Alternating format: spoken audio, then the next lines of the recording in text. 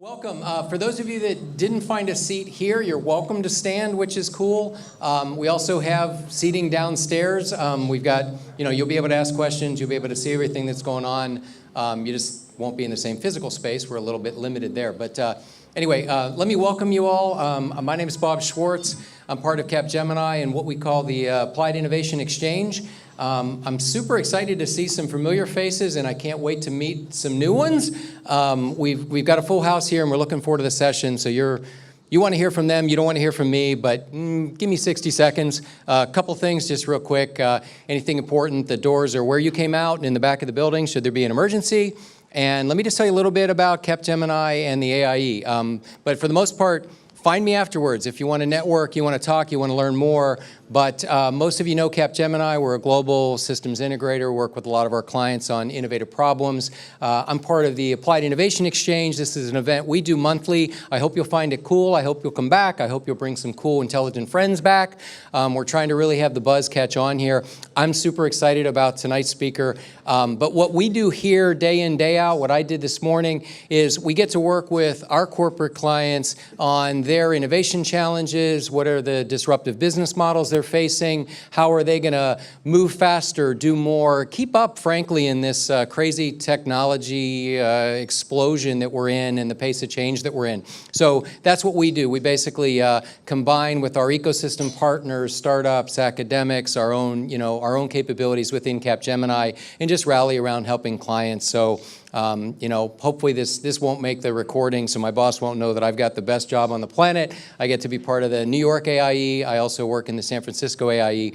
But I thank you for being here. That's what we're about. Tonight is just about learning. It's connecting. We call it the Applied Innovation Exchange because it's about exchange, and that's what this is. And I welcome you. If you have any questions, you'll see me later in the networking. And I'll turn it over to our moderator and host, Pete. Fantastic. Thanks, Bob. Thank you, Bob. Let's turn this on here. Thank you, Bob. Thanks to the AIE, thanks to Capgemini. My name is Pete Leiden. I'm the founder of Reinvent. Reinvent's a media company. The way we think of it is it's a new kind of media company that's trying to help solve the big challenges of our times and actually find better ways forward. And we do that through connecting up really high-end, top-tier innovators in all kinds of different fields. And we do that out of San Francisco. And what we've actually built is a thing called What's Now San Francisco in partnership with Capgemini, which has been fantastic partners in this.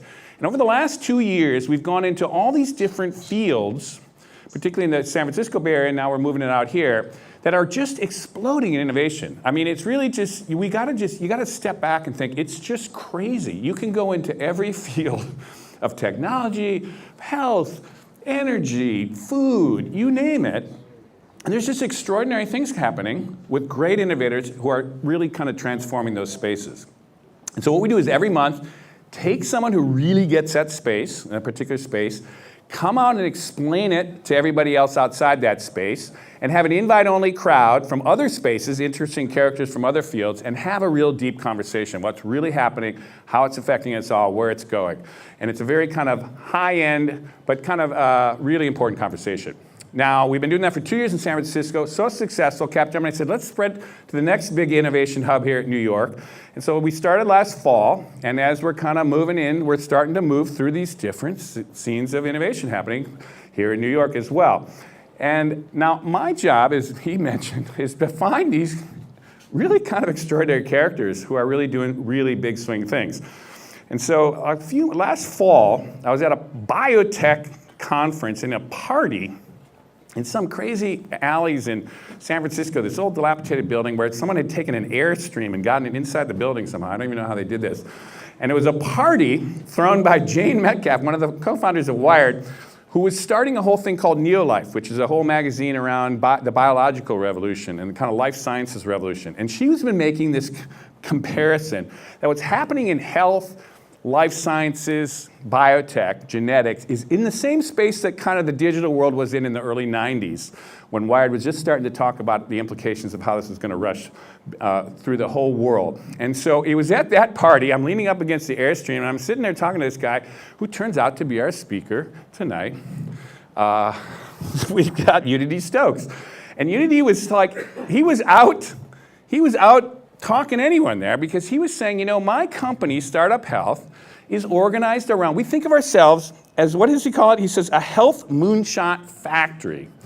He's all about really ambitious, really audacious moonshot, setting our sights super high, getting innovation moving in the right direction, and starting to catalyze that change. Now, Startup Health started about 2011. It's a kind of interesting hybrid. It's a venture capital firm in some respects. It's got investments in 215 different health companies. It's kind of a accelerator, think of it as, an academy for entrepreneurs who kind of stay connected in this community. And it's also a media company that gets these ideas out. In fact, you see the first magazine, this is their first magazine actually that they're starting to try to get out some of the things that's going on here. So what we've got here tonight is a guy who is going to explain to us the extraordinary thing that's happening in this field. And just since we launched the idea about having this event, there has been all kinds of things in the news. Amazon's moving into health. Apple's moving into health. We just saw Flatiron is basically bought by Roche. I mean, there's a ton of activity happening because something different is happening. And Unity's going to talk to us about what is really different about now and what's really starting to break open really big time in the health space. So come on in, Unity. And Unity's going to, let's give a good hand for Unity here. Thank you. Thanks, Pete. Great to be here. Actually, it's really an honor to be here. I find any opportunity we get a chance to be surrounded by people like you is really a special magic moment for us, and I'll tell you why. I wanted to start before we get into the conversation. Yeah, go ahead.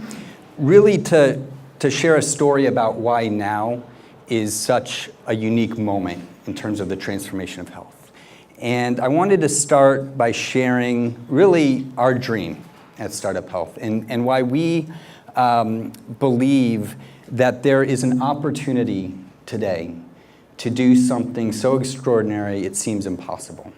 And that is to improve the health and well-being of everyone in the world.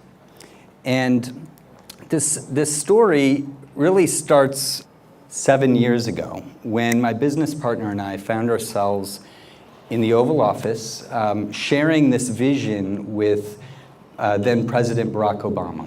And we had this crazy idea, which was to organize a global army of health transformers, entrepreneurs, to really reinvent the future of health.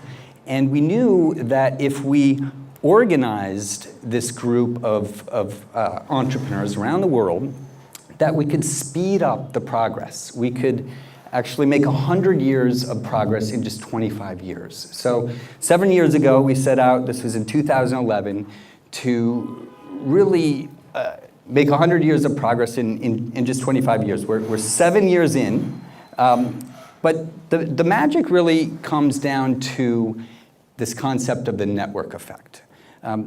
Really bringing together a group of innovators, a group of people who want to do something so extraordinary that they actually think differently than everyone else. So I wanted to start with a quick video. So a very short video around this concept of moonshot thinking.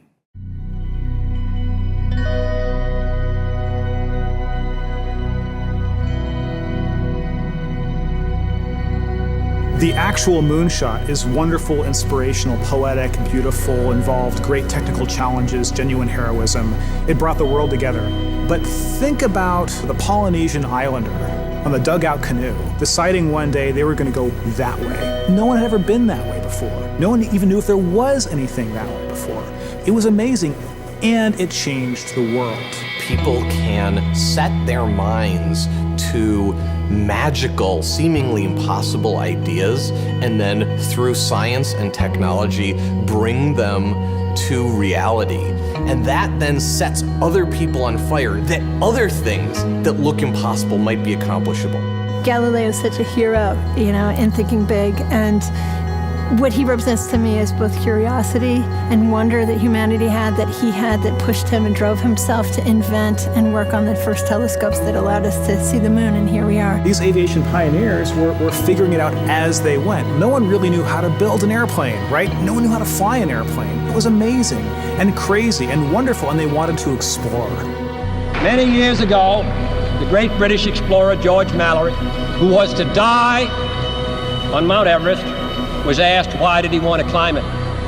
He said, because it is there. There's so many challenges in the world, and you could feel daunted by that, and sort of oppressed by that, or you kind of say, how might we think differently about this? Everyone else in the world is working on that next 10%. If you can be the one that delivers that 10 times improvement, you have a chance to really change things. If you want cars to run at 50 miles per gallon, fine, you can retool your car a little bit. But if I tell you it has to run on a gallon of gas for 500 miles, you have to start over. You need a lot of courage in this work, and you need a lot of persistence. One of the things that's really critical is not only having the courage to keep trying every day or thinking big, even if you don't really 100% believe it's possible, like you might think this might be possible, have the courage to try. That's how the greatest things have happened. You don't spend your time being bothered that you can't teleport from here to Japan, because there's a part of you that thinks it's impossible. Moonshot thinking is choosing to be bothered by that. We choose to go to the moon in this decade and do the other things, not because they are easy, but because they are hard. Humanity's progress has been a series of amazing, audacious things, from the very small and personal up to the great, big, and grand. And we are a species of moonshots. And to me, that's like the really amazing, poetic, and inspirational thing. I think our ambitions are a glass ceiling on what we can accomplish. When you find your passion, you're unstoppable. You can make amazing things happen. It's been true through all of history. I believe in the human spirit, and I believe that there are always going to be crazy people who will get out of bed one morning and say, you know what? I think I can build a space elevator, and let's go and do it. But I think that if we become afraid to take these great big risks, we stop inspiring people. We stop achieving things. And the biggest nightmare scenario is that we won't have what it takes to solve the really big challenges. When Kennedy said that we would put a man on the moon, it's about the fact that he said, we don't know how to do this yet, and we're gonna do it anyway. And that sends chills up everybody's spine. Because if that happens, what couldn't we do?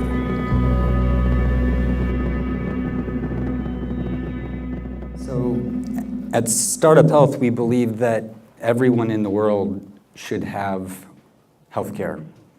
Everyone should have access to affordable care. And what we're doing is organizing this global army around 10 health moonshots. And each one of these health moonshots can improve the health of at least 1 billion people. So whether it's bringing access to care to everyone in the world, or radically rethinking the business model so we can get the cost to zero, or curing disease, or ending cancer as we know it, reprioritizing women's health and children's health, rethinking nutrition and fitness, re-exploring the brain. We're just beginning to understand what's possible with the brain. Thinking about happiness and mental health, and finally culminating with a longevity moonshot. How do we increase healthy life by at least 50 years for every person on Earth? So how are we going to make this possible? This sounds crazy, but what's different now is we're living in this moment of creative destruction, finally, in healthcare. This is a cycle that's gone on, in some cases, multiple times over the last 25 years in virtually every other industry besides education and healthcare, where an emerging industry grows, it ends up stagnating, and the cycles of innovation end up depleting until entrepreneurs come in and reinvent the industry. We've seen it in media, entertainment, music, travel, retail, commerce, mainly because of the internet, but because of technology. Now we're starting to see a wave of health transformers move into this industry and reinvent the future. And really that's happening because of 5 conditions that are colliding all at the same time. So the first is health reform. and the fact that the business models of care are basically in a state of chaos right now. And what this is doing, this change, is creating a window of opportunity for new entrants, whether those are entrepreneurs and small startups, but also a wave of new companies coming in to the healthcare space. Technology companies, as we're seeing with Amazon and Google and Apple. Consumer-focused companies are coming in. Virtually every company in some way is becoming a healthcare company. So this concept of change is creating really a new moment where innovators are starting to explore. The second condition really has to do with the chronic disease epidemic that's happening globally and the cost problem that's happening within care and the rapidly aging population. What this is doing, it's creating a massive global demand for new solutions. If we do not find new solutions, the system collapses. So this change mixed with demand is creating an urgency for new innovation. We're also seeing the digital revolution come to healthcare over the last 5 years specifically. This has been happening, as I mentioned, in virtually every other sector in industry, but now we're seeing doctors use these technologies in their day-to-day practice. We're seeing consumers used to having new technology in their day-to-day life. We're seeing a wave of change happen because of the proliferation of mobile devices, the cost of sensors coming down to almost nothing, the fact that there's clinical grade sensors now, the Internet of Things, the genomics revolution, the AI revolution, the analytics platforms. When you start to bring all these things together, what's happening is there's new solutions being created that couldn't have even been imagined 3-4 years ago.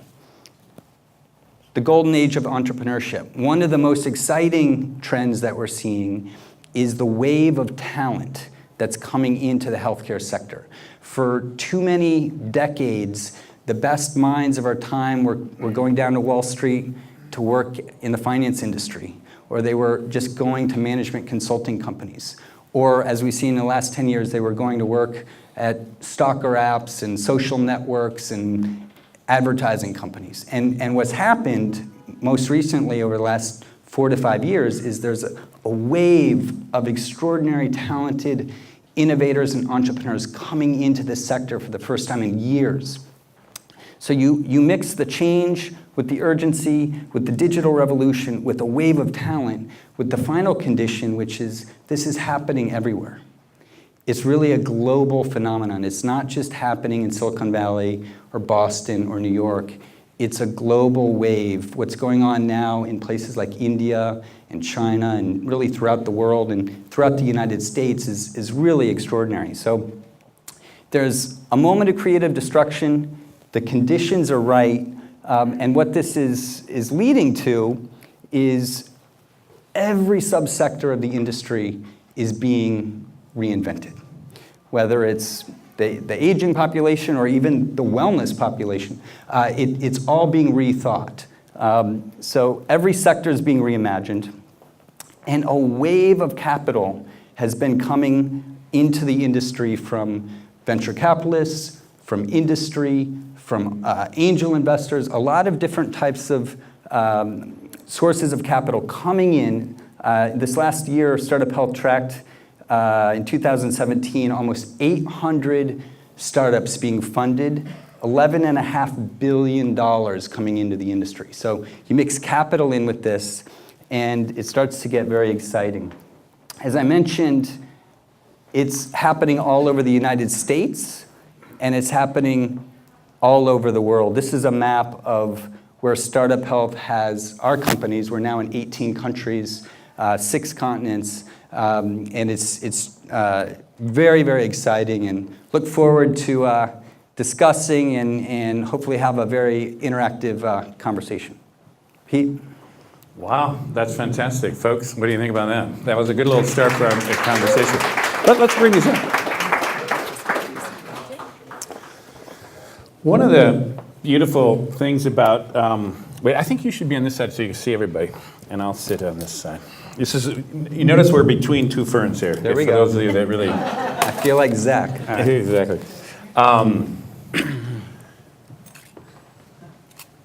One of the amazing things, now I don't know how many people are here in the health space, but it's just, when you just saw that condensed version of how much stuff is happening, it's for an outsider, it's kind of like, holy Chris. Now there has been many false starts, though, in the health space.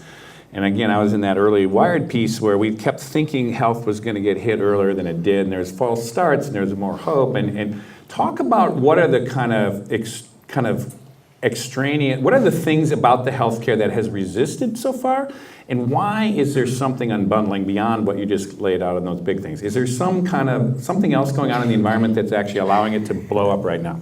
Yeah, I mean, I think the legacy industry, much of the legacy industry has been profiting so much for so long that they were very resistant to change. But when health reform here in the United States came in with the ACA, and there were a lot of other different things that passed as well, it unlocked a logjam. I think everyone started thinking differently about what was happening. It wasn't just because of health reform, but I think that was almost like a tipping point, if you will, that unleashed a wave of opportunity.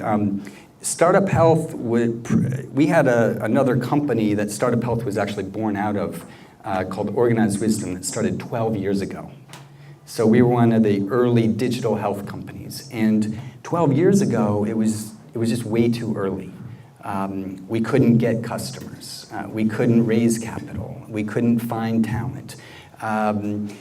It was just a series of setbacks, even for experienced entrepreneurs who had success before. We just couldn't get anywhere. And what happened was around 2010, 2009, 2010, 2011, it just all started to change. And I think it was because that logjam started to become unleashed. Now, one of the things I did not do to introduce Unity here was that he was an entrepreneur before the health space in the 90s, kind of more in the digital space. So you cut your chops, and actually, I think you sold a company and one on the market, Netscape or something, Netscape. the whole thing. Netscape. So you knew the scene back there. What do you make of this analogy that what's happening in biotech, genetics, life sciences, the health, broadly speaking, is analogous to kind of the energy of that kind of mid-90s kind of thing? Talk about that, because we've talked a little bit before that you see a lot of parallels. Say what you think about that. Yeah, so Steve, my business partner, and I, we came out of the internet tech world of data and advertising here in New York City. This was in the mid-90s, ended up taking our company public in 1999 at the heyday kind of situation. And we believe it feels very much like 1995 internet right now today. And I often talk about how the Fitbit IPO was analogous to the Netscape IPO back in, I think, 94. Mm-hmm. And the reason for that is, if you can imagine back to those early years, what actually happened before 94 was people like Steve Case were running around, spent a decade or more trying to figure out how to get modems put into PCs so that people could dial up and AOL would actually work. That was a whole generation before. And so when you talk about there's been a lot of false starts, I would say there's actually been a lot of behind the scenes progress being made that a lot of people don't see as progress, but was really laying the foundation for this next generation of innovation, right? So the pipes were being laid, the foundation was being laid. That was like in the mid-90s when we were all running around New York City trying to figure out creating banner ads, and let's create standards. Let's create an organization of competitors that works together to create this new business model called online advertising, and we're gonna have CPMs, and here's how the pricing is gonna work. And we were inventing it. Right. And we did it as a community. We did it as a cluster of companies, again, taking on the legacy players, the old media players and others. That's where we are. Jeff Bezos was still packing books for himself, in his garage. And just last week here in New York City, we saw Flatiron Health acquired by Roche, $2.1 billion.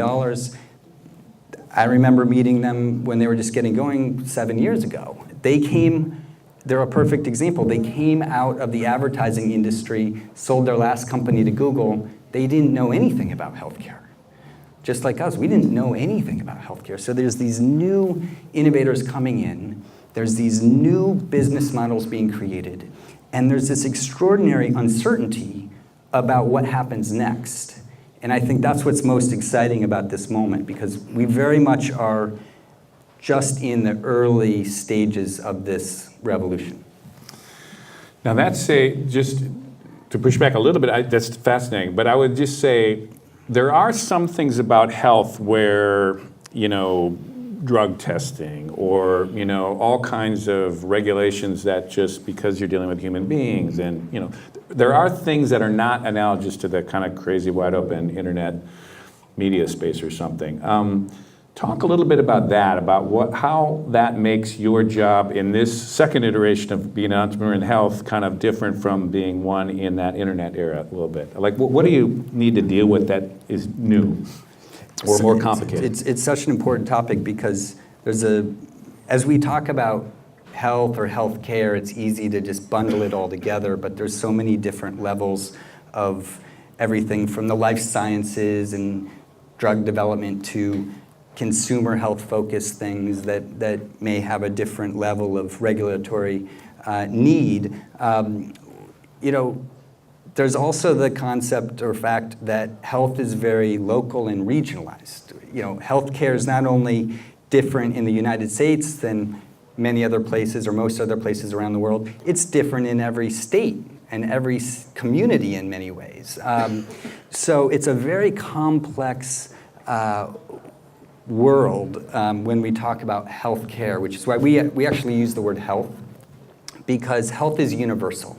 At the end of the day, people need access to health and wellness. People need to be able to afford it, whether you can't afford it at all or whether you have millions of dollars. So we see it as a universal need. When you get into the complexities, though, the fact of the matter is there's leapfrog effects going on around the world now that does not wait for the regulatory bodies. I'll just give an example. We're seeing with this maker movement now, a lot of people, consumers, start to take and make health and healthcare in their garages and in their own homes, whether it's creating drugs or prosthetics or different devices themselves. So one option would be to just ignore that this wave of innovation is happening. Another would be to rethink how we're managing that, how we're thinking about the future and the innovation cycle so that they can go hand in hand. Because the truth is, we need regulation in healthcare. In no other industry is it as important. I mean, we're talking about people's lives. We're talking about needing to protect people. And the last thing we need is a bunch of junk entering the system that could actually have a negative impact. So that's just one thought, is what needs to be rethought is how the regulatory process in the future works with the pace of innovation, because innovation is not going to wait, especially when you start to think on a global scale. Well, you've referred to the maker space, but by the way, for folks that are just tuning into this series here, we actually had the father of the Fab Labs, who was actually here talking about the whole incredible revolution that's going on right now in Fab Labs and maker movement and the whole 3D printing, et cetera. So you're right, there's all these parallel innovations that you're riffing on. But let's push on one that freaks people out a little bit.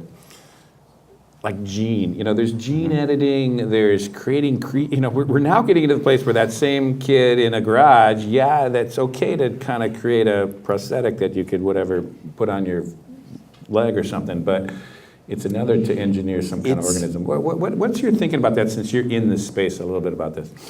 It's a big challenge because it's completely unknown, and one of the founders of one of our companies, Human Longevity Inc., Dr. Craig Venter, he first mapped the human genome. He talks about this a lot. The genie's out of the bottle. But once you start to edit these genes, we don't know what's going to happen, and that can be terrifying. But what we need to do is, knowing that this change is happening, we need to go with it. We need to work with it. We need to try to design with it as opposed to pretend like it's not happening. I don't have the answers, but what I do know is, as an ecosystem, we need to start thinking about these things. There's extraordinary ethical issues. We shouldn't be innovating for the sake of innovating. We should be thinking deeply about these challenges. I would say the same thing goes for AI. As we start to think about how rapidly AI develops and sort of gets beyond our control and the implications of that, specifically in healthcare, what does that mean for us?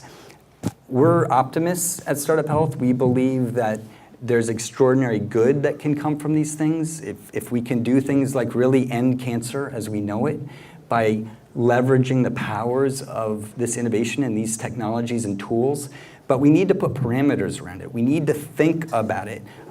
Again, going back to '94, internet, we needed to put boundaries on things. We needed to rethink how, and we're still dealing with that with things like the election. I mean, there's just, the genie's out of the bottle. How do we manage this? And I think it's going to be an ongoing concern, an ongoing challenge. Number one, we have to be aware of it. We need to be talking about it. We need to be thinking about it. But we shouldn't be pretending like it's not happening. And we should try to leverage these things for good. Completely agree. And now, folks, as part of this conversation, we're going to roll it into conversation with you at some point here. Not yet. I'm going to kind of stake out some points here. But as we're kind of just touching on these things, just think about your own expertise, think about things that you'd like to know or that you could add to this conversation from your own kind of point of view here. Now, one of the things in talking with you, whether it started in that party in San Francisco or... That was a very cool party. It was a very fun party. But help people here who aren't familiar with the field how fast things are happening and how big things are. So, for example, I was talking about the costs, let's say DNA sequencing. I mean, they're just things that people inside the industry are seeing that people outside just haven't quite wrapped their head around. And so as we were preparing for this, I was saying, well, in the future, should we talk about what happens when the human genome, everyone can get it? And he says, well, that's happened. I mean, it's happening now. Anyhow, to talk a little bit about some of the things that you would say are some of the most encouraging or extraordinary things that are happening right now, not like someday. So I think one thing that's kind of terrifying to us is how many CEOs from the legacy world of healthcare do not realize how quickly change is happening. Because on some levels it appears like things are moving very incrementally and very slowly. But I think really what's happening is there's this undercurrent where 1 or 2% of progress is actually where the 90% of progress is being made behind the scenes. And we explained that. So if you're thinking in a linear sort of path, the first 1 or 2% is no big deal. But if you're on an exponential curve, the first couple of percent is right before the hockey stick of growth. And let's just take the concept of business models and our moonshot cost to zero, right? So if you look at an analogy would be WhatsApp. WhatsApp, 11 employees, created WhatsApp 5-6 years until Facebook acquired it for $19 billion, and they were doing more data than Verizon and AT&T combined at that point. That's how rapidly WhatsApp happened. I would say if you start to look at what's really going on in places like China and India right now, as it relates to business models, it's a completely new world than we're seeing here in the United States. A couple of examples. The business models around healthcare are about at least 5 years ahead in India, because there's a few 100 million people who pay out of their own pocket from the middle class in India for their own services like MRIs. Could you imagine here even knowing where you're going to just call in the phone book and go, look up online and go get an MRI? You're told by your doctor or your insurance company, they don't even know the price. You certainly as a consumer don't know the price. But if you look at what's going on there, what costs maybe $3,000 or $15,000, it changes. There might be 17 different prices for one service like an MRI. There might only be a few $100s. So they're rethinking price transparency in places like India. You go to China, and because of how they use mobile devices, you're starting to see not only consumers but also physicians interact with their patients in a completely different way. So things like behavioral health are managed completely differently today, and it's happening rapidly. So things that are happening on these new platforms like WeChat, even a year ago, weren't happening. So it's very viral in scope and how rapidly they're being adopted by consumers. That's fascinating. Well, talk about the DNA sequencing and how those costs are coming down and what are the implications of that? Yeah, so if you look at Dr. Venter's, I think when he mapped his own genome, it cost like $200 million. And that was like late 90s, 2000 or something like that? Yeah. And now it's less than 1,000. If you talk to him, he'll say it'll be less than 100, maybe in 2 years. So again, it's sort of like... Which means everybody in this room could get their entire genome totally decoded, know exactly what's in there to the best of our knowledge of what's in there for $200. Right, and then you can layer on your microbiome, you can layer on gait analysis that can detect things like early Parkinson's and other things. You can layer on extraordinary data sets about yourself from your blood and all sorts of other diagnostics, and do things like Craig's doing, which is predict how you're going to die.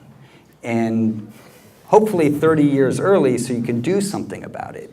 But what's really happening is while many of these tools and solutions seem expensive now, it's like Moore's Law. It's rapidly decreasing. So we believe that it's not only possible, it's likely that a lot of health and healthcare services could be free one day.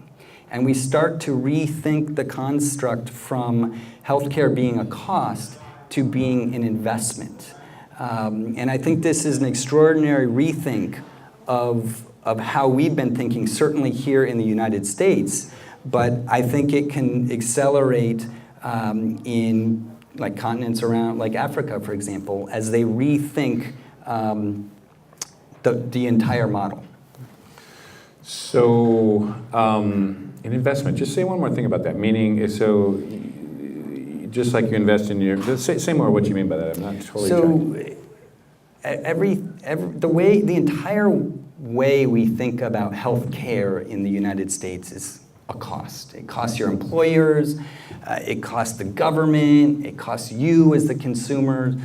No one thinks about this concept of prevention, of wellness, of actually staying healthy as opposed to managing a sickness, which is very expensive. It also reduces productivity. It has all sorts of other consequences, from mental health issues, as we're seeing, to extraordinary challenges for our own communities. It's literally ripping our communities apart. So if you rethink the entire construct of investing in yourself, investing in your family, investing in your food, investing in your community, we believe, can not only reduce the cost, but all sorts of other benefits, from increased productivity, better educated cultures and societies and hopefully happier, healthier people. I love it. Well, my favorite moonshot out of that group, although I'd like to get yours, was expanding the human lifespan by 50 years, which has been something from my early Wired days I've been fascinated with, that some people think humans could live to 120 years. It's not out of the question, and some think even beyond that. Talk about what you know about that space that people out here might not be thinking about. Well, so a lot of people today believe that we're close to the point where every year that you live, we're advancing in terms of our technology and our data and our analytics and our solutions around treating disease or staying healthy with precision medicine, that you can maybe live 2 or 3 years. So we're crossing the chasm, so to speak, on how long you can live with every year forward you go. No one knows where that's going to lead to. I mean, if you talk to Aubrey de Grey and some of these folks believe you can live to 200 or more. I think what's interesting is to think about just the philosophy around it, which is shifting from this mindset of thinking about sickness and illness to thinking about health and wellness and prevention and staying healthy in the first place from birth or even before you're born, if your family's thinking ahead of how they're feeding you as a baby.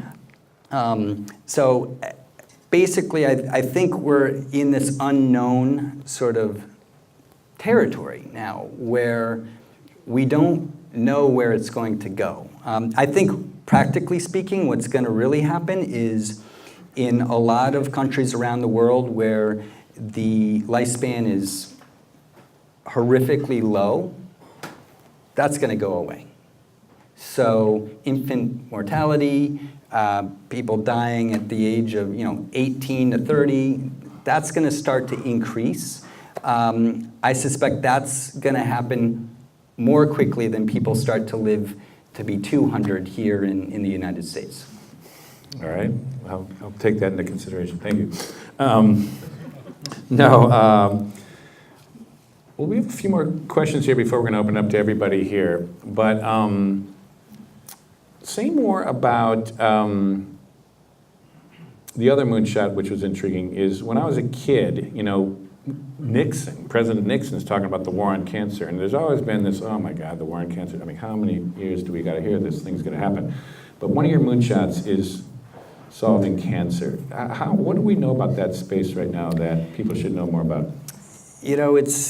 I think there's a few extraordinary things. First of all, when President Obama and Biden sort of re-energized the thinking around this with the White House initiative to end cancer a few years ago, what really happened was it unleashed a pent-up demand for thinking bigger. I think one of the biggest challenges is we've been thinking way too incrementally about what's possible and what we need to do. And I think, so what happened with the moonshot to end cancer, and there's many moonshots to end cancer, from the White House's initiative to, I think Sean Parker's got a whole focus on this. We've got our moonshot. What's really happening is a wave of focus on this. And if you start to look at what's happening is there's over 200 different types of cancers. Many of them are being transformed into almost chronic diseases, manageable diseases. We're making so much progress so quickly that this is inspiring all sorts of other innovations. But if you look at all our 10 moonshots, I think what's most interesting is they're not siloed. They actually interconnect. So ending cancer ties directly to longevity. Right. Ties directly to children's health and women's health. I mean, they're all so connected. So I think, as with cancer, the challenge has been for too many decades this concept of siloed IP, siloed data, fiefdoms within academic institutions, fiefdoms, people caring more about ego than actually solving the challenge, profit over solutions, and I think in this new era of where it goes is a radical rethink of what's possible, and we're starting to see that. And I think cancer is probably one of the first areas where we're seeing that most prolifically. It's also something that universally people care about all over the world. It touches almost everyone's life. So we've talked a little bit about all these big picture, which is where I love to live. But say more about, you got investments in, what, 215 companies? Could you say a little bit more about what you do and how that connects you to what's really happening out there? So we have over 200 companies across every spectrum of health and wellness and healthcare. And again, how we think about startup health portfolio is we don't think of them as individual companies. It's really meant to be a community. We call it an army because an army marches together towards common goals. We think of ourselves as an army for good that's working to achieve these 10 health moonshots, right? So we're investing more in the people, in the founders, in the thinkers, because when they come in to Startup Health, it's usually very early. Their business idea, their business model may evolve 4 or 5 times along their journey, but we're investing in them. We're investing in their mindset. We're investing in the way that they think. And we really break the world down into a binary sort of equation, which is there's people who are batteries included, and there's people who are batteries not included. You either bring energy into the room or you drain it out of the room. And we all know batteries not included people, and it's miserable.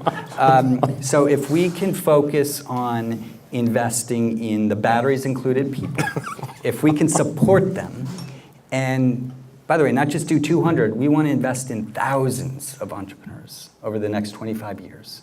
And those who care about moonshot thinking and really want to be a part of the solution, that's who we're looking to invest in.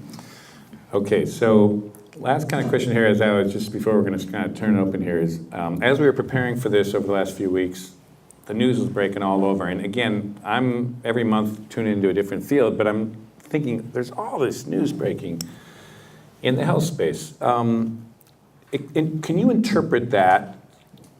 What happened with Amazon? What happened with Apple? What happened with these? I mean, what is going on? And is that something different happening now, or is that just yet another week in the healthcare space right now? It's an extraordinary moment. Again, it goes to these conditions. I think. And maybe explain what they are. So what's happening? So what happened with Amazon a couple of weeks ago announced a big partnership with, well, really what you're seeing are these unique collaborations, okay? So first we saw these M&A deals, like 2 insurance companies, big ones trying to merge. We saw CVS and Aetna merging. That's pretty interesting. Okay, CVS, big and Aetna, one of the world's largest insurance companies, merging. Then we've been seeing over the last few years a lot of technology companies come into healthcare. I mean, if you look at most of Alphabet's companies, they all are tied into health in some way. If you look at their core product with Google, the search engine, I mean, they're doing extraordinary things around health with that. If you watch Tim Cook on, I don't know, some interview 3 years ago, he basically told the world healthcare is going to be, Apple is going to become a healthcare company. It's going to be their biggest market. They're moving aggressively into healthcare. The Apple Watch is basically a health device, hidden as a fashion device. Has extraordinary clinical grade sensors designed into it. There you go. It's doing things like predicting, heart attacks and stuff. So Amazon a couple of weeks ago announced a really interesting thing that I think a lot of people in the healthcare world should be paying attention to with Berkshire Hathaway and JP Morgan. It's very unclear what it is, but they announced that they're going to do a joint healthcare initiative. If I were to guess what I think it means, total guess, is if you look at what Amazon does really well, things around margins, right? Reducing cost, things around delivery, access. These are big challenges in the healthcare world. If you also look at where they've been extremely successful in recent years, let's take their cloud business. They first figured out that cloud business, the Amazon cloud, for themselves. They had to build the cloud for their own core business.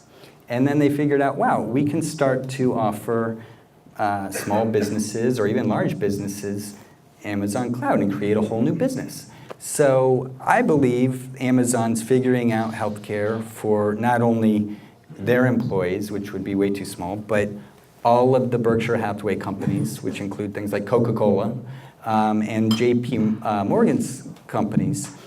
And when they figure it out, they've got a built-in, pretty large client base through those big companies. And then they'll start to offer all sorts of solutions to the market. They'll figure out which ones work and which ones don't, and there'll be a lot of experimentation. But I think the most important aspect of this is the concept that new entrants are moving into this once stagnating legacy industry.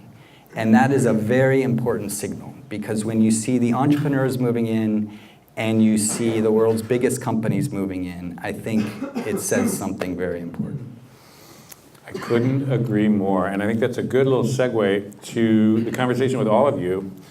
A lot of folks in here tied into healthcare. I know there's folks actually from your companies here, but also folks from other industries. And so what we do here, I don't know if you've tuned into this, but we've got a 3-camera shoot here. We're live streaming. We'll also edit this later.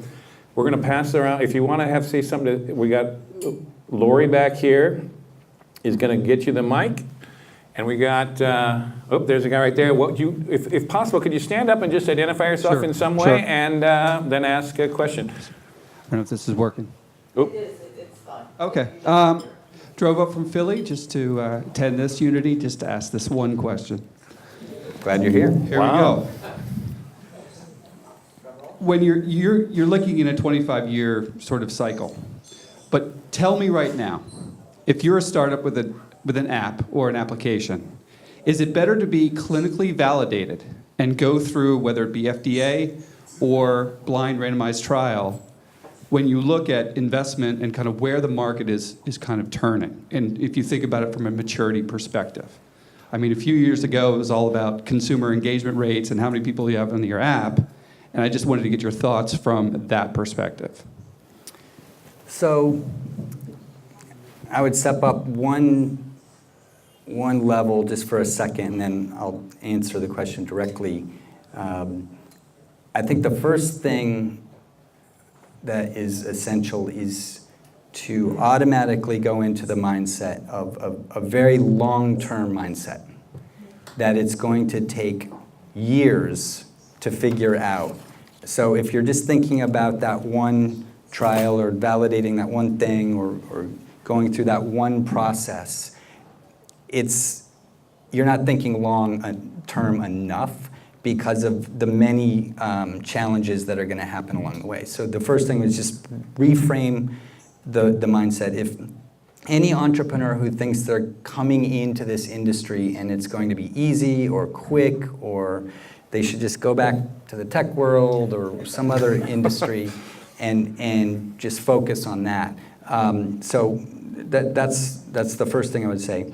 The other thing I would say is to reframe it in terms of an ongoing process. I think there's many different ways to get validation and to get the data that you need. I think going through the various regulatory process is one avenue, but there's others that, one of the important things is there's been more guidance from the FDA than we've ever had before, and that's a new thing. That's actually really important because there's more clarity around where investors and startups, founders should be spending their time and energy. And there's a lot of links online in terms of how to learn about that. But I would just reframe it to thinking about an ongoing process. But you're right on track in thinking about the details of getting validation and credibility. I would also throw it back. There's a couple of investors in the room. Vin, I'm looking right at you, who they invest in these companies. So I'd be curious to hear from them also what they think. But by the way, if people could throw their hands up if you have a question, so I can kind of help orchestrate this. And I understand also down below, I know there's an overflow crowd. I know for those watching online, there's an overflow crowd here. And if you want to ask, my understanding is we can hear from you as well. So, but we have just 1 second here. We got it back here, and then we'll get up here. Thank you very much. Very good presentation. I could understand from the US perspective. What I need you to convince me is how your business model will work in the Amazon, Bhutan, or Timbuktu. For example, 10 years ago, we invested in a company called M-Pesa in Nairobi, Kenya. It's an app. Today, many countries could rely on M-Pesa. It is working. You can pay all the bills, you do everything through your phone. How could you convince me today that somebody in Timbuktu would choose your model than the Gates Foundation and others who are there helping them to get the health they need? Thank you.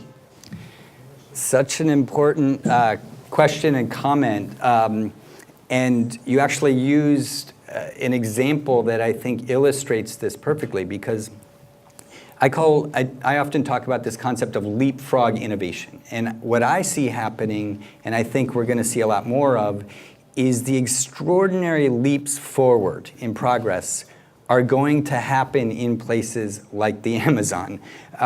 Because if we can crack the code on figuring out delivery and pricing models and access and all these big challenges in the most remote parts of the world, the most underserved parts of the world, places where it's hard to pay for care.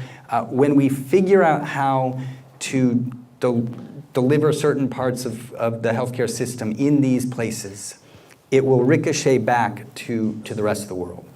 As we're seeing with virtual payments.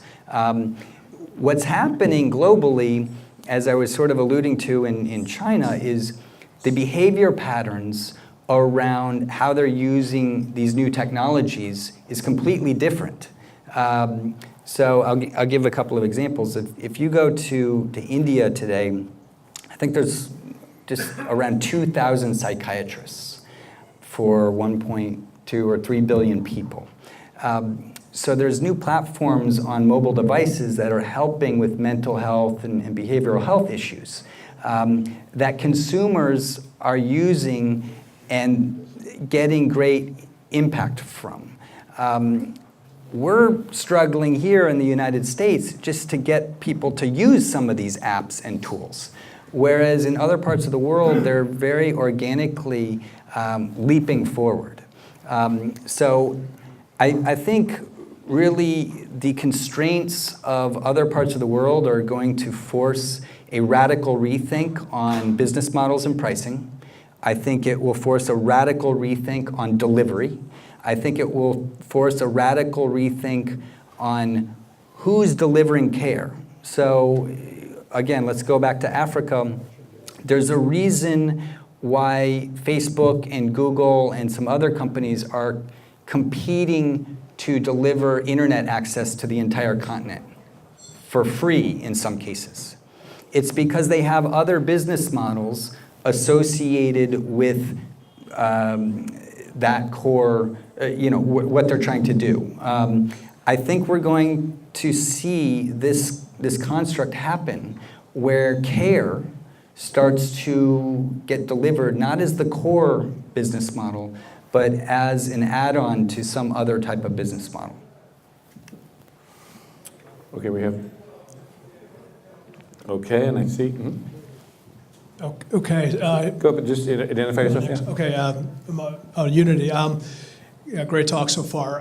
One of my question. Could you say that? Yeah, hi. My name is Mark Dingle, and I'm with a company called WellRise, and working on some initiatives. And one of them is really involving blockchain and consumer control, consent, of their health data, and consumer-directed health exchange. And so, if I think we all recognize one of the barriers in healthcare and getting the best healthcare has been this kind of the islands and fragmentation of our data across the ecosystem. I'm wondering what you're seeing and what your view is on new technologies like blockchain, new, patient-directed consent laws that have been passed that give people outside of HIPAA the ability to, sort of share data. Do you see that consumers might embrace these? There's an apathy. There's an aspect that has to be overcome. There's the, seeing the benefits, but marketplaces, for example, for data where consumers can be put in charge more of their health data and being able to then get care coming to them with that, with their selective managed release of their data. Yeah, that's one of the most exciting things about what's going on today in healthcare is that there's these leap forwards in all these other areas. So let's take blockchain, AI, precision medicine, genomics revolution. Like, they're all advancing at an extraordinary pace. And we're also seeing things like, let's just take the concept of diagnostics and sensors, the pricing on these things coming down. These things are all happening not in a vacuum. They're all happening at the same time. So there's this whole innovation shift, this wave of innovation.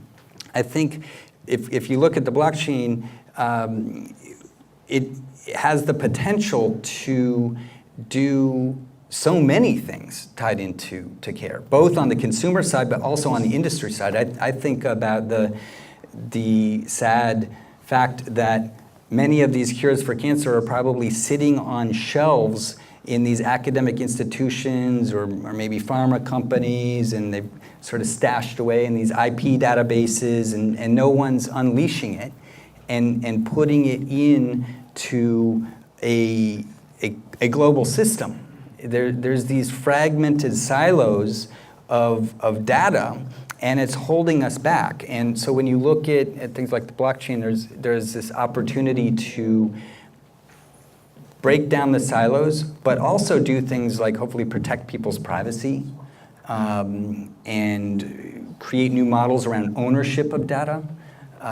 So it's a wide open universe. I hope to see a lot more startups in this area soon. We're tracking probably 150 in this area. I think we need to see thousands, and it's a whole industry unto itself. We're seeing, but by the way, parallels we're finding all the time here. We'll take one from downstairs. Samantha's down there. Hi, this is Rahul Desai. I'm a consultant for Capgemini. You can see it in the back here for those in the room here. Go ahead. So a follow-up to the previous question, which is a lot of the data in this ecosystem is controlled by firms like Cerner, McKesson, Epic. Do you see a void for a new, more modern, more open EHR player to emerge? And if so, in your view, what does that look like?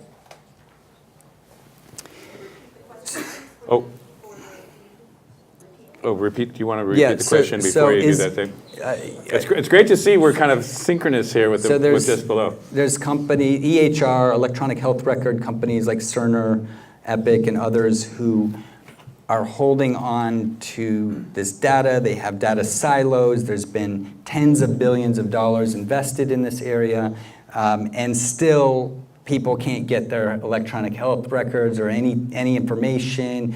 Doctors are, sending it on CD-ROMs and emailing it and all sorts of nonsense. I believe a couple of things. One is this will be one of those areas where it will emerge very, very quickly. Hello? Testing? It'll emerge very, very quickly, some leapfrog solution. So even though there's been tens of billions of dollars invested in these sort of legacy solutions that are still not solving the problem, what's really happening is, I don't have my phone on me, But there's these companies like Apple that are invisibly capturing more health data every single day based off of your movements and buying patterns, and you're wearing, they've got diagnostics on your wrist, and they're basically building what I call a consumer health record on you that has the potential to be way more powerful than an outdated, inaccurate, siloed record. So to answer your question, I think there's a huge opportunity for new entrants in this area. I would equate it to when, before YouTube, there were 200 companies doing the same thing that YouTube was doing, and finally YouTube broke through and became YouTube. So I would say until there's something that just works in a beautiful, elegant way, there's room for new innovation and new entrants into this area. Isn't that, just to follow up quickly there, and then we'll go back to the woman back here. Isn't that what Apple's trying to do? You didn't really spell out the Apple Play here, but one idea of the Apple Play is that they're trying to do that, right? Right, and they announced even in the last few weeks that they're starting to work with hospitals and do their own health record. So, you start to look at the signals there. Again, what I would do if I was Tim Cook is I would buy one of these companies with my war chest, like an Epic, although they probably would never sell, but I would buy them and use it as a Trojan horse into the healthcare industry, and I would turn it off and just put my solution that's beautiful and elegant and works. All right, we're going to go back here, and then we'll go up here. Go ahead, stand up and just identify yourself. Hi, my name is Lisi Dunton. I used to work at an integrative medicine center. You've somewhat answered my question about breaking down the silos and such, especially in terms of curing cancer. I'm wondering, do you see the possibility of, speaking of unique collaborations, perhaps internationally, where China might be doing something innovatively, and they could share it with us, or India might, put it all together internationally. I don't know if that's too idealistic or not, but maybe if the rewards were set up in such a way that could happen, instead of, the recognition and credit and financial rewards that would come from curing cancer. But maybe it would happen faster if we collaborated, the whole world at once. Yeah, and there's institutions like Biden's cancer initiative that are working on a global scale to try to do just that. I think what's very inspiring and intriguing about what we're starting to see is with these universal needs, you're seeing institutions start to think differently than they have historically on this issue. I hope what starts to happen is, again, people are willing to these organizations are willing to put their data into the pool, so to speak, and all share in the upside progress, as opposed to do what's really happened over the last decades, which is hoard it and lock it down and not unleash the progress. It's really sickening to think about the cures that are sitting in these databases and vaults and not being unleashed. So I don't know that this is going to happen quickly, but the good news is there's new incentives in place, there's new progress, and there's new global initiatives that are very focused on this, and I think that's the first step. Okay, here we got to, all right, there we go, and then we're going to go over here. Hey, so testing. No, it's on. It's good. So first of all, thanks, Unity and Steve from Startup Health for doing what you guys are doing. It's fantastic. It's been very proud and happy to see what's happened. I'm Alex Fair from MedStarter. So my question for you guys is, what are you doing for the startups to break down that sales cycle, right? So you talked about longevity as being the first factor, but really, how are you making it so that the incumbents in the industry, the hospitals, the institutions, the payers, the partners. How are you making it so your moonshots and your transformer companies are able to break down those walls, speed up the sell cycle, stuff like that? Great question. Good question. You know, the biggest challenge of being any entrepreneur is the long, lonely journey of the day-to-day slog of trying to advance and survive. In healthcare, it's 100 times more lonely and more difficult. So the first thing we're doing is banding together as a collective, as a global army of innovators that can help each other and be more powerful together. Our thesis is, as a collection of small companies together, we actually become a force that the legacy players have to start paying attention to, have to start working with. And organizations like yours, or MedStarter and many others are a key to this ecosystem, because we believe that as an ecosystem we can move more quickly, attract the best customers, the best investors, but we can also start to share all sorts of insights about what's working, what's not working, who's buying, who's not buying, what the trends of the market are. And we can just save everybody a lot of time and lost cycles of going door to door, trying to maybe sell into someone that's never going to buy. When if we just shared that with the rest of the ecosystem, then nobody will waste time on that customer that's never going to buy. So shared knowledge, shared insights becomes a big part of it. The other thing we do is this concept of creating a global network of customers and investors that are attracted to innovation. So we talked about batteries included and batteries not included. We don't just look for entrepreneurs that think this way. We look for partners, customers and investors who think this way. And we identify who those people and institutions are for the other entrepreneurs. Those are just some of the ways. Go ahead, we got it here. Then one downstairs as well. Oh, there's one downstairs, and then we Hi, got over my here. name's Howard Meitner. I ran a national not-for-profit substance abuse and addiction business for 8 years. And I have a moonshot question for you. So you talked about your 25 years, which I think is 2036. And we've seen the impact of wearable devices. Do you see a time when we will be putting preventative monitoring implants into people as they're born or as they have a problem, so that we can really help them in terms of their health management throughout their lives? I know right now that would be an abhorrent concept, but I'm looking ahead 25 years to when this might be different.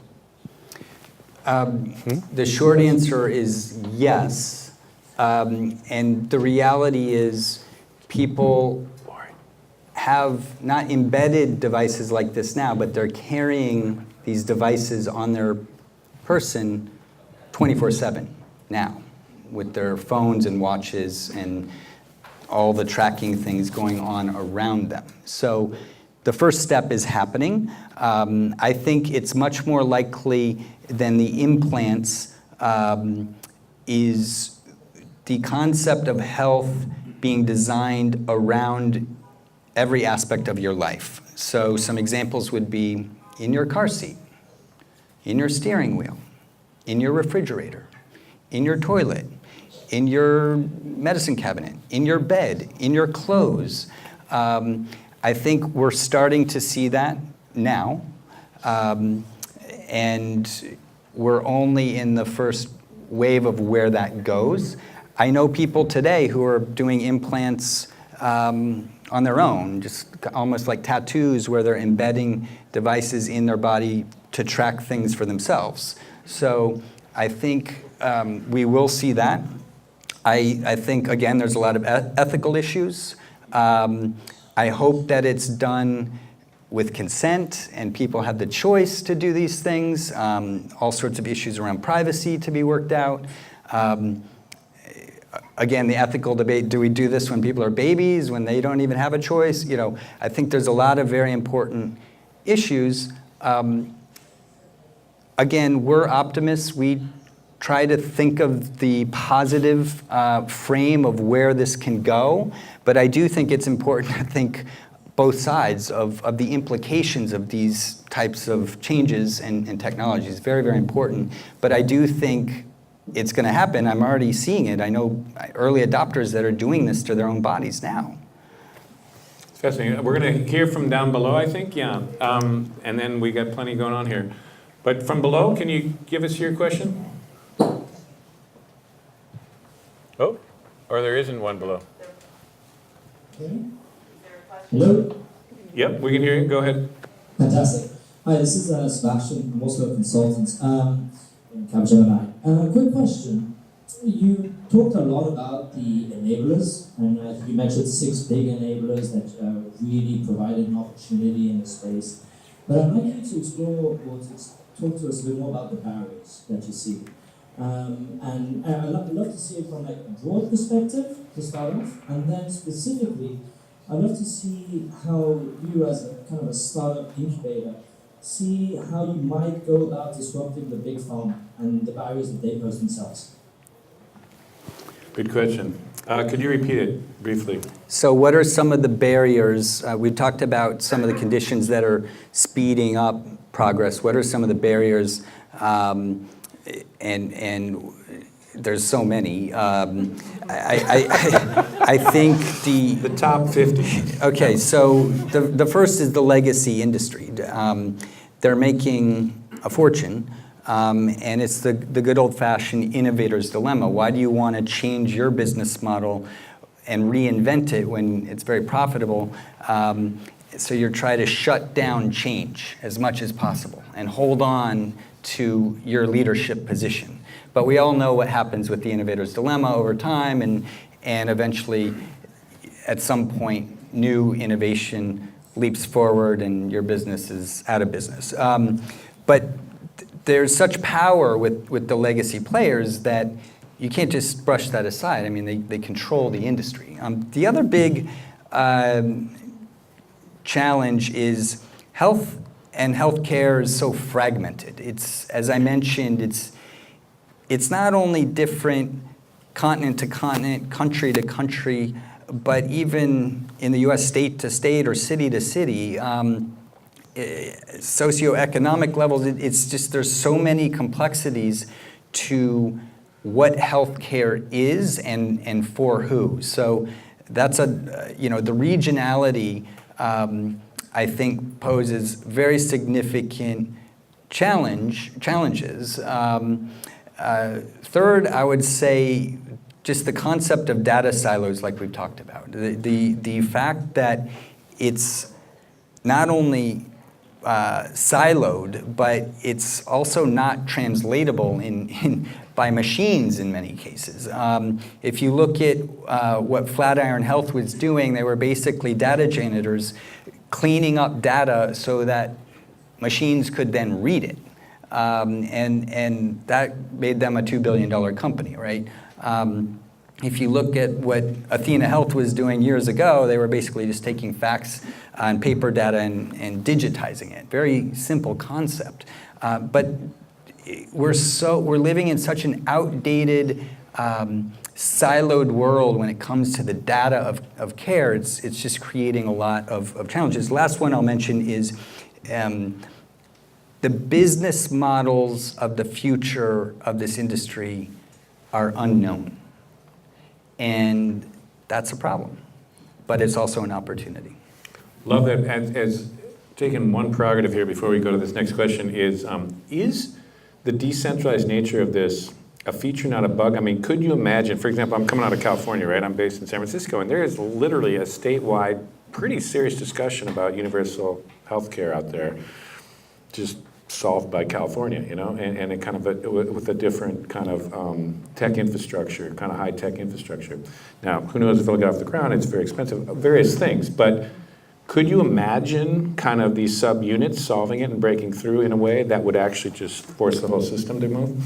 Yeah, you're speaking my language, because core to our thesis at Startup Health, and the reason we're so focused on this concept of global, is because we look at these hundreds of innovation hubs around the world as huge opportunities, especially when you start to connect them. Because if you go to a place like Finland, they're light years ahead on mobile health. If you go to Israel, they've got extraordinary med device technology and technology related to healthcare. If you go to India, as I mentioned, way ahead on the business models. You go to China today, and how the behavior of how they're using these new apps and tools is different. So when you start to connect the assets of each region and meld them together, it creates a leap forward opportunity. So it is a feature, not a bug. When you start to look at the power of the learnings that can happen, I think, though, we need to leap forward to the concept of just health being a universal need and right and human human need. I mean, I think it's disgusting that as we think about healthcare, we often talk about the $3 trillion industry. Really what we're talking about is 300 million people.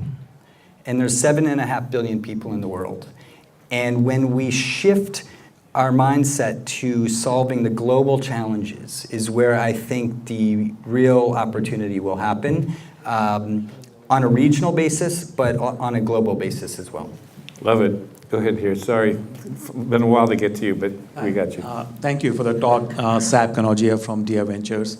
My question is around the potential of big exits in the healthcare space. So since the reforms of 2010, the last 7 years, 25 billion plus have gone into healthcare and venture investment just in the US. And if you look at the value of those startups today, they are literally a rounding error in the increase in the market cap of the incumbents during the same period. You see a lot of companies get acquired by incumbents and they get killed. In some ways, I would say the Flatiron Health is a great exit. I mean, I know Zach and the team, but still, they could have become a bigger company, but they decided to sell at $2 billion because they probably could not see the potential of building, let's say, the Facebook of healthcare. Facebook had a similar option early in their life to get sold for $1 billion or $2 billion, but they waited because they knew that they can build a really large disruptive company in that industry. We don't see that in healthcare. And incumbents end up buying these companies, and many times the innovation just dies within those big, buildings. So I was wondering if you have thoughts around that, because startups, they look for, $2 billion is a great exit, but they still look for how they can really transform the industry. Great question. So again, I go back to 1994 Netscape IPO. I think it was like 100 million or 117 million or something. Mark Andreessen, and it's so early. It's just the first inning or two, the very first wave. My guess is Zach and that they'll go on and maybe do another company and another company after that. What's happening is new generations are coming in, and I believe we haven't even started to see what we're about to see. Another way to respond to your question is, I often talk to investors who get worried about the amount of funding moving into the sector. Oh, there was $11.5 billion in 2017. I think we could spend $1 trillion investing in this sector right now. In particular, when you think about the global opportunity. Again, most investors today are thinking about the US market or Western markets where all the money is. They're thinking about getting money from the government. They're thinking about the legacy sort of systems, which I think is very incremental in terms of thinking. But let's imagine if you had 7.5 billion customers and what kind of business you could create and the opportunity for scale that you have when you start thinking that way. And I think that's why you're seeing Amazon move in and Google move in and Facebook move in and these new entrants. So I agree, it is a drop in the bucket. I think it's very, very early. But all the signs are there that very quickly, I believe we're going to start to see these extraordinary successes over the coming years. Okay, way in the back there, and we're going to wind it out here pretty fast, but there's food, drink, and more afterwards to be networking, but we're getting towards the end here. Go ahead. Bad idea to stand between people and food and drink, but Andrew Hoffman, Cover Us. So taken for a given as a moment that we're going to have the YouTube moment, we're going to have centralization of these data silos, we're going to have a consumer health record.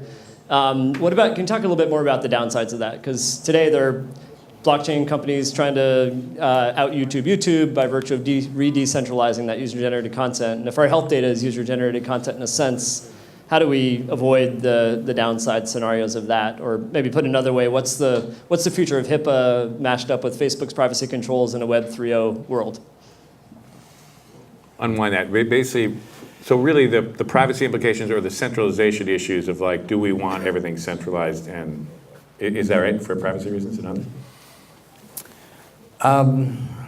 I mean, we've all read George Orwell and seen Gattaca and all of these types of things. I mean, I think the HIPAA is such a, first of all, it's again a regional concept here for the United States versus global. I think these are outdated legacy sort of constructs that ultimately what needs to happen is the consumer needs to be in control. They need to make the decision. They need to understand what decisions they're making. They need to own their own data. But how great would it be if there was just a central, easy way to do that, that they had the choice to take advantage of. So I don't really have an answer to that very big question. I think it's a big quandary, and the only thing I guess is that globally some of the progress around outcomes and bringing these data silos together and concepts like the blockchain like end up leaping us forward in ways that we just don't see yet or haven't yet imagined. And that's what I hope happens. I love that idea. I'm going to take the prerogative of the host here to ask another question here, and then I think we're gonna move on to some networking and food and drink here in a minute here. I know there's we get one more question, but let me ask this one question here. We have not, despite this incredible conversation here about healthcare and its possibilities, the backdrop in the United States right now in politics has been just to kind of bash each other on the head, kind of super crude idea of Obamacare good, Obamacare bad, you know, I mean, it's just been, how do you layer what you're doing and what we're talking about here into this kind of cartoon-like conversation we're having back there in some way? I think health and healthcare is bigger than any one country or one administration in one country. I mean, I think this is why when we went into President Obama, we said the solution isn't to have the government spend more money. The solution is to build an army and invest in an army of entrepreneurs. It's going to be the innovators. If you look at that creative destruction slide I put up, I mean, in every other industry that's been reinvented historically, it's because of entrepreneurs and innovators come and reinvent it. And it's not a government that comes in. I think the government can support and add a lot of fuel and make things a lot easier, which is why I think the ACA created such wind at the back of these innovators that were coming through and was so beneficial. But what's going on today, I think, is a temporary blip. for this. Again, that's why we think in 25-year cycles, not 4-year cycles. I love that. You really want to, okay. Yep. You'll have the last question here. Very quickly. Unity wanted you to hear from this question. Stand up and just stand first. Hi, my name's Andrew Isaacs. I've actually had the pleasure of knowing Unity for quite a while now, over over 4 years. I just want to ask a question. You referenced earlier about adoption in other countries being a lot quicker than it may be here, whether it's through behavior or technology. I'm curious mostly as to what's driving that adoption, because maybe I'm a little bit behind the curve here. When I look at my incentives from my health insurance company for healthy behavior, and I look at some of the companies that are out there that are encouraging healthy behavior, outside of the notifications and the badges and the alerts, I'm not necessarily incentivized financially to adopt healthy behavior. So that aside, do you think it's completely unrealistic to take Amazon, who also owns Whole Foods, who now is your health insurer, to say, well, I know what you buy, I can now therefore reduce the cost of your insurance if you only buy these foods when you buy them, and sort of like the inverse of a tax that folks would have on tobacco and alcohol for eating healthy, for just practicing healthy lifestyle, like actually affecting the bottom line of the consumer? Yeah, I think ultimately the reason we're seeing adoption take off in certain countries around the world, if you look at what's happening, it's because these solutions are designed invisibly into the behavior of life. They're fitting into a construct that's already happening. So I don't think people wake up every day and they say, oh, I'm going to go be healthy, or I'm going to go use this app, or I'm going to go do this thing. When it's designed into your life, it tends to work. Again, I think of why I started using FaceTime or WhatsApp. It created something meaningful for me, and I just started using it. So if you look at what's getting that rapid adoption, it's mainly because the design of how it's integrated into your life is just made very easy and invisible. I do think there's an opportunity to create new incentives as a part of that design, new business models as part of that design that will drive that. Amazon's very well positioned to do that here and around the world in very exciting ways. And when you start to think about having food with pricing, with delivery and all these things, it becomes pretty interesting. Well, folks, we're going to have to stop here just because, but I must say, let's give Unity a hand. What an amazing mind expanding. Thank you. Thank you for inviting me. I don't know about you, but my brain got expanded in this health space and much more optimistic and much more energized about the possibilities. So, folks, there's going to be food, drink down below. Next month, coming up shortly, though, we've got Chris Hughes, one of the co-founders of Facebook, will be here. So do come back, bring interesting characters, and spread the word about what's next, or what's now, sorry, New York. And I hope to see you next month. Thank you. Thank you, Pete.